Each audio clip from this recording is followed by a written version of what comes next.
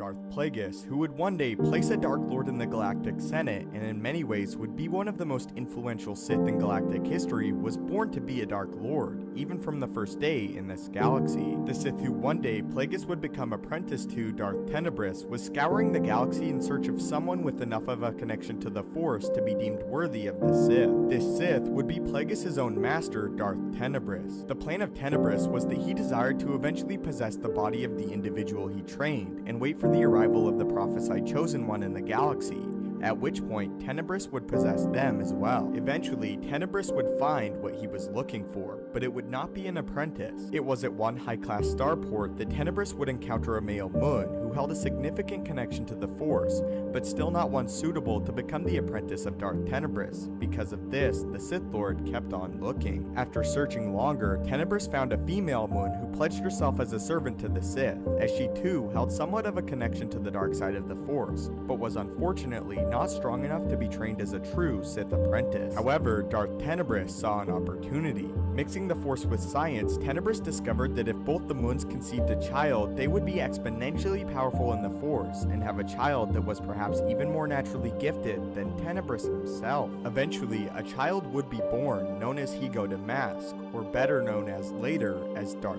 Plagueis. As Plagueis grew up, he was treated more as a science experiment than an actual child, as his mother recorded nearly all of his interactions with others, and constantly wanted to speak with him about his thoughts and perceptions. By the time Plagueis was 5, he had learned how to pull thoughts and memories out of the minds of others, and desired to test the limits of his power by using his true extent on one of the younglings that he had grown to dislike. Plagueis actually managed to convince the youngling to commit suicide by jumping off of a nearby ledge. It was at this point that Darth Plagueis fully became aware of his power in the Force. After his powers manifested, he was sent to train with the Dark Lord who created him, as Darth Tenebris took Plagueis and departed his home world of Mygeeto. Later, Tenebris would order the deaths of both of Plagueis' parents, as to leave no trace that they had ever existed, and to erase all trace of Darth Plagueis' youth. The Sith Lord would then take the young Darth Plagueis into hiding for training. We Sith are an unseen opposition, a phantom menace. Where the Sith once wore armor, we now wear cloaks. But the Force works through us all, the more powerfully in our invisibility. As the training as a Dark Lord of the Sith began, Tenebris looked down upon the young Mun, as he viewed him as less intelligent, and therefore less as an individual because of intellect, despite Plagueis being more gifted in the Force than his master. As Plagueis furthered his training, he was eventually sent off to do more missions, as Tenebris became more disillusioned with his apprentice, and almost grew to despise him. This ultimately was his master's greatest mistake. Because of this, he was sent off to become more of a self-trained Dark Lord of the Sith, and discover mysteries on his own. Mysteries that would end up being the death of his master, as he failed to leash his apprentice. But that is how Darth Plagueis the Wise became a Sith Lord. He was actually an experiment from birth. The Sith Lord Darth Plagueis was literally born to become a Dark Lord of the Sith.